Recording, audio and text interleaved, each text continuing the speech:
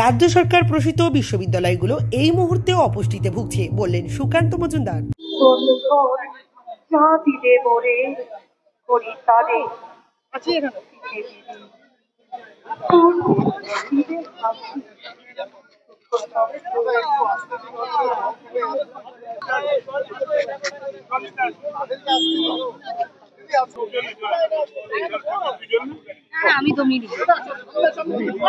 শুক্রবার রবীন্দ্র জয়ন্তী উপলক্ষে জোড়াসাঁকো ঠাকুরবাড়িতে আসেন বিজেপি রাজ্য সভাপতি সুকান্ত মজুমদার। কবিগুরুকে শ্রদ্ধার্ঘ্য অর্পণের পর তিনি রাজ্যের একাধিক বিশ্ববিদ্যালয়ের অচলাবস্থা নিয়ে সরব হন। সুকান্ত মজুমদার বলেন, রবীন্দ্রভারতী সহ বেশ কয়েকটি বিশ্ববিদ্যালয় নিয়ে রাজ্য সরকার এবং গভর্নরের মধ্যে অচলাবস্থা চলছে, যেটা অত্যন্ত দুর্ভাগ্যজনক।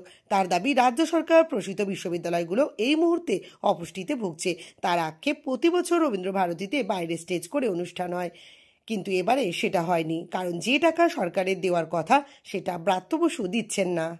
দেখুন, এই বিশ্ববিদ্যালয় শুধু নয়, বেশ কয়েকটি বিশ্ববিদ্যালয় নিয়ে রাজ্য সরকার এবং গভর্নরের মধ্যে অচলাবস্থা চলছে, যেটা অত্যন্ত দুর্ভাগ্যজনক বলে আমার মনে হয়।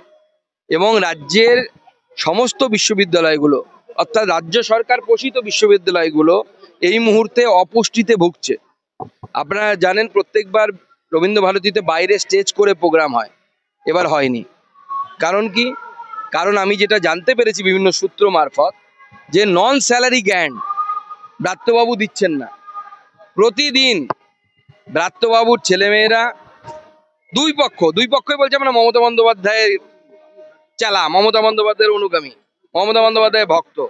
দুপক্ষই ব্রাত্যবাবুর ভক্ত, তারা মারামারি করছে প্রতিদিন, কে এই প্রোগ্রামটা করবে এবং পয়সাটা কে কামাবে।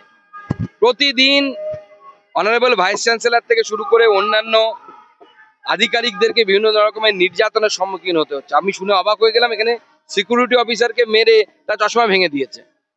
এই যে পরিস্থিতি, রাজ্যের বিশ্ববিদ্যালয়ের ক্যাম্পাসে যদি এই পরিস্থিতি হয়, রাজ্যের শিক্ষা ব্যবস্থা কোথায় গেছে? বিশ্ববিদ্যালয়গুলো কি পয়সা কামানোর জায়গা নাকি? আজকে সঠিক দিন নয় এগুলো বলার, কিন্তু আমি বাধ্য হচ্ছি বলতে যে কবিগুরু রবীন্দ্রনাথ ঠাকুরের স্মৃতি বিজারিত বিশ্ববিদ্যালয়ে যদি এই ঘটনা ব্রাত্যবাবুর নেতৃত্বে হয় বা পশ্চিমবঙ্গের রাজ্য সরকারের নেতৃত্ব হয়, তাহলে অত্যন্ত দুর্ভাগ্যের বিষয়।